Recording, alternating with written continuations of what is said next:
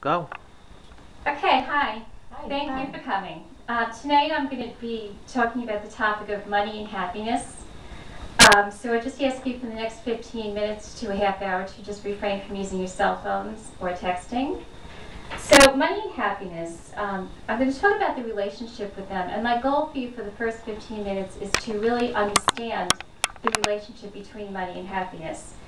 So I think when I was a child, I always remember that my mother would say, money doesn't buy happiness.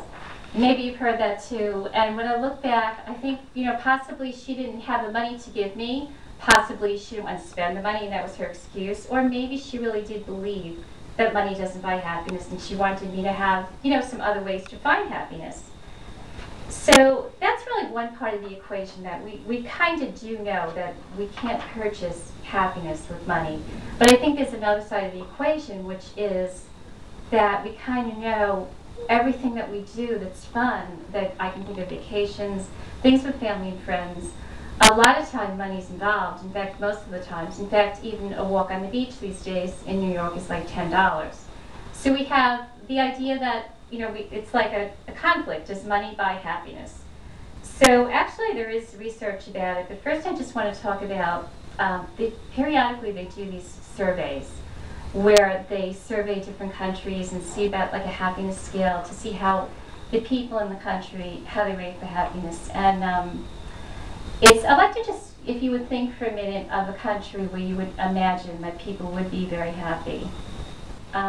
So for me, I think I would choose a country where, you have good access to health care, where there's not a big divide between rich and poor, because I think that big divide, that may even be why we're seeing all this stuff with Wall Street and everything, that, that big divide is not a way for people to be happy. The other thing I would think of would be like wide open spaces, parks, cultural things. So what country would you think of? Sweden. Yeah, that's what I would think of. Yeah. So interestingly, Mexico comes up pretty high in the happiness scales, and really on several of the scales. And I found this kind of interesting because Mexico doesn't have any of the things that I would imagine, would make people happy. I mean, it's a poor country. They have a lot of internal strife. So I did a little research as far as why does Mexico come up so high. As a matter of fact, the U.S. came up 15 on this particular scale. So one of the reasons given for Mexico is that, for one thing, the Mexican people tend to be polite, so they want to answer in a more optimistic way. And the second reason given was many of the people from Mexico, some of the people will come to the U.S. to make money, so the ones who are left back in Mexico, often they don't work. They might have the time to sit and socialize and spend more time connecting with people, which tends to lead to happiness. But when I looked at these reasons, I kind of thought, that tells me that happiness is subjective and it is really hard to define. So I did some research, and one of the first things I looked into, an article I looked into from Time magazine in 2010, talked about happiness. So Time, they defined happiness. They said there's two ways to look at it. You can either look at day-to-day happiness on the one hand, or you can look at life satisfaction. And they did this survey in the United States where they did find that as money increases, happiness also increases. So, but there's a limit. In the United States, it was like up to about 75,000. And they're talking about their day-to-day happiness. So it's not a great increase, but as you make more money, up to 75,000, the survey showed that people do tend to be a little happier. Now, at the $75,000 level, they also looked at the life satisfaction. Life satisfaction is really how you feel about how your life is going. So that kind of increased indefinitely. The more money you make, always it seems like you feel your life is going better, which I suppose makes sense. If you're a millionaire, you have the sense that life is going pretty well. But that increase in life satisfaction really didn't have anything to do with day-to-day mood. So I thought that was an interesting survey, and what else do I want to say about that survey? I was wondering what the thing. Maybe it'll come to me. But anyway, so there was another survey by Gallup, and Gallup did what they called they did a survey the happiness survey of planet Earth. So they actually surveyed 132 countries, and over 135,000 people. And it was interesting, they found that people, no matter where they are, they kind of relate to happiness the same way. So whether you're in a tribal village in Africa or you're in a big city in a developed country, people always did feel a little bit more happiness as they made some more money. And they also, it was small, it wasn't a huge bump, and they also increased in life satisfaction no matter where they were, whether the village people or whatever. The more money, the more sense of life satisfaction.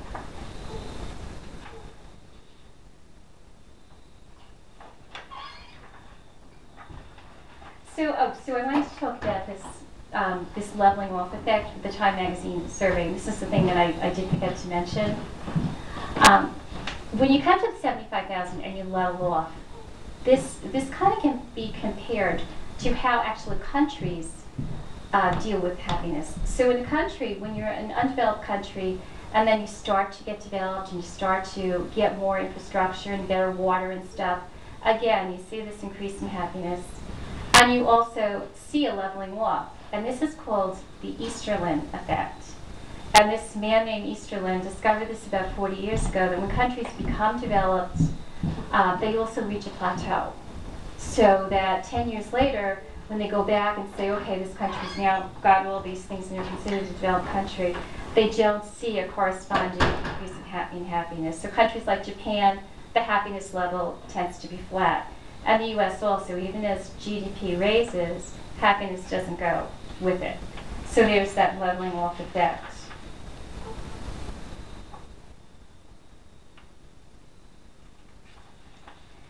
So Easterlin's point was that happiness and wealth are related in the short term, somewhat related, but not related in the long term.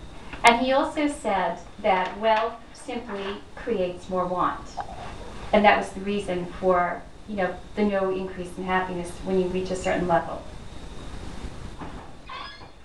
Then the other study I just want to talk about, the last one in this part here, is the University of Rochester did a study on happiness, and they talked about both intrinsic and extrinsic values. So when people had intrinsic values, they were considered to be that they wanted to help people, that they were really passionate about what they did. And the extrinsic was that they really wanted to get a lot of wealth, or they wanted a new car, they wanted nice clothes. And they did find more happiness associated with the intrinsic values. So people that were passionate about what they did were happier. However, there was a big criticism there. People have said, well, it's easy to have these intrinsic values when you're 22 and you're living at home. You can want to save the world, you can live for a nonprofit, work for a nonprofit, you can do volunteer work, but as you have life responsibilities, these intrinsic values become really tough, and the extrinsic it's understandable. So finally, in this part of the talk, and I really did neglect to talk about the goals in the beginning, so I don't know if I mentioned the goal for this part. It's just for you to understand the relationship between happiness and money, and the different ways it works together. So just a few other facts about happiness and money is that basically we're happier with what we work for. So when we get something as a gift, it doesn't make us as happy. And we all know the stories of the lotto winners who usually, I don't know about you, but myself, I kind of sometimes feel like, oh, okay, I'm glad they're miserable because they have $1 million. But it's true that often they're not really, as happy as we would imagine. So the other thing was that the way you feel about your wealth really has to do with your peer group. If you're the wealthiest one in your peer group, then you feel wealthy. If your peers are, not doing well, you are. So it's still about keeping up with the Joneses. Okay, so I think that to sum up this idea of how happiness works with money, and there are other studies too that show, as I just mentioned this one, there was one where women who made $20,000 a year were compared with women who made $100,000 a year. and was actually only like maybe a 12% increase in the happiness of the women who made the 100,000 a year. So to pull this together, I would say that there is a small increase in happiness with wealth. It does tend to level off. And the idea of life satisfaction, it just keeps increasing with the money that you make. So that brings me to the second part of my talk, which is how to increase our personal happiness. And for this part, my goal is that you leave here tonight with some techniques to increase your own personal happiness. So I'm going to talk about two, I'd say fairly famous people. The first person I'll talk about is Dr. Martin Seligman, who wrote the book Flourish. He's written some other books also. So he is a psychologist who invented positive psychology. And his point is that we should all strive to increase our well-being. So he defines happiness a little bit different, and the way he defines it is this construct, or this term, well-being, which has like 5 different parts to it. And he argues that most happiness surveys really do skew in favor of extroverted people, so that, if you're extroverted, you really are very, boisterous in expressing your emotions, and you're probably going to come up higher on the happiness scale. However, if you're introverted, you appear that you're not as happy. And he argues that that's not really the case, that there are these 5 pieces of this positive well-being concept that really do make up happiness. So I'm going to talk about those 5 pieces. I just want to talk about him a little bit more, though. First, he's written the books. He has kind of a complex program. He's done it. He's done the program in schools, in organizations, and even in jails. And in the jail, was it the jails? Oh, I'm sorry, jails and the army. So the army, he did it all free, and he runs this thing where he really tries to work with people to express positive emotions. And it's this expressing of positive emotions that make people happier, and that's really the idea of his program. So in the army, it really did show that it decreased depression, and it also decreased people with post-traumatic stress. So let me just go over the 5 parts of this well-being. So the acronym is PERMA, and the P is for positive emotions. So the P is for like feelings like comfort, joy, happiness in general. So he believes we should express more positive emotion. I'll talk a little bit more about that later. The E is for engagement. So engagement is when you are really, when you have a hobby or something and you just absolutely are so involved that you forget time. That you're so, I know myself when I'm gardening, time just doesn't exist. When I'm house cleaning, on the other hand, time seems to go forever. So it's those, they call that flow, when you're just so involved that you are forgetting that time. And he recommends that we try to have as many of these flow experiences as possible to really find hobbies and things that we love to do. So P, E, R is relationships. Of course, you try to have deep and enduring relationships if you can, family and friends. But beyond just family and friends, to extend yourself to things like book clubs, things like maybe church groups, any types of organizations community organizations where you're involved and you're engaged. So P-E-R-M is meaning. The meaning part, I think, really is where, people who may be introverted may actually, find a lot of meaning in things, and we forget about those things when we measure happiness. So meaning is like when you do something for someone, for example, sometimes you may really love what you're doing for someone, but sometimes you may really not love it. Meaning for me, an example is when I used to take my neighbor food shopping, Mrs. Montgomery. An elderly lady, I would take her food shopping, I love her dearly, but she would take an hour in the store. And she would socialize with everyone to the point where it was maddening. It was one of the worst experiences for me that I've ever had. Although I look back and I say, I'm really glad I did it for her, and I know she was very appreciative, but it was torture. So meaning can be sometimes really horrible experiences that have meaning for us. Sometimes they're good experiences, but that's the part of meaning. The last thing that Seligman talks about is accomplishment. So he really is very pro doing well, you're following your career, and really, being a success. So this PERMA is, 5 things that, he really talks about for happiness. But I think my question, when I read this, is, okay, so positive emotion. So how do I get these positive emotions? Where do they come from? If I'm supposed to have positive emotion, how do I get them? And this is the next thing, this is where I really would like to tell you that there's some tools, some techniques you can actually do to increase your positive emotions. Gratitude is a great big part of it, and one of the first things he talks about is a gratitude visit. And this is something where maybe there's someone you would like to thank that you never properly thanked, from maybe, if you couldn't be from a couple of years ago.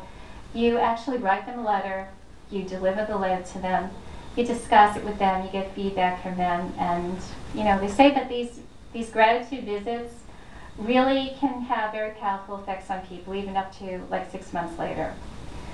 The other thing that he recommends, which is something that I've tried in my own home, is to spend some time each day talking about your positive emotions. So you can sit on the couch with your husband, for example, and say, what made you happy today?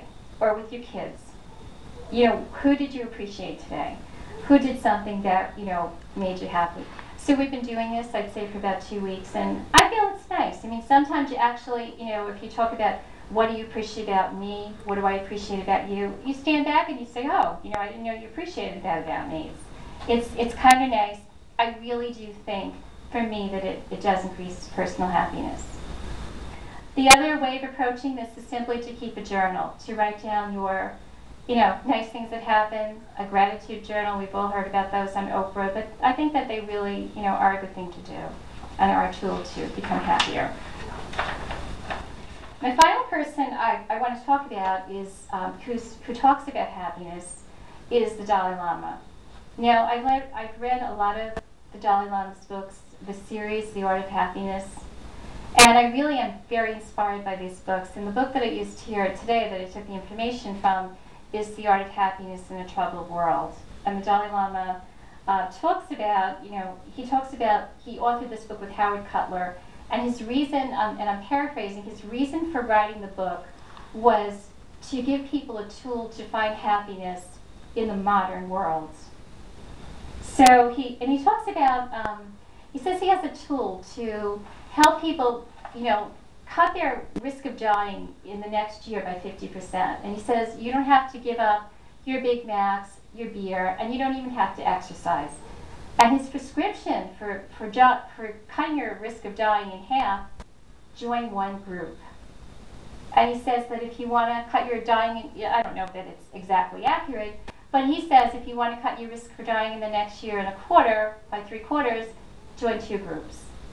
So obviously he really echoes, what Seligman says about connecting to other people, to being a joiner, that it really does increase our happiness in life.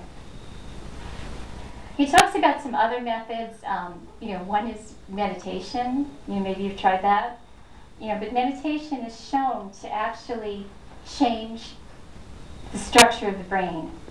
That when people meditate, your brain can really change.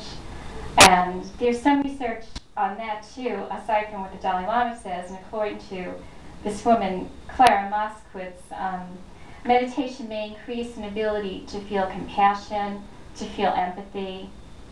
So meditation is a really good tool.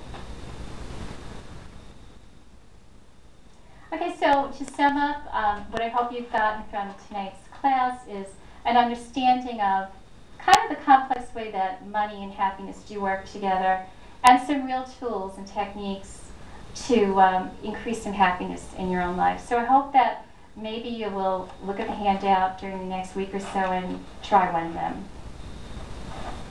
Thank you. Okay.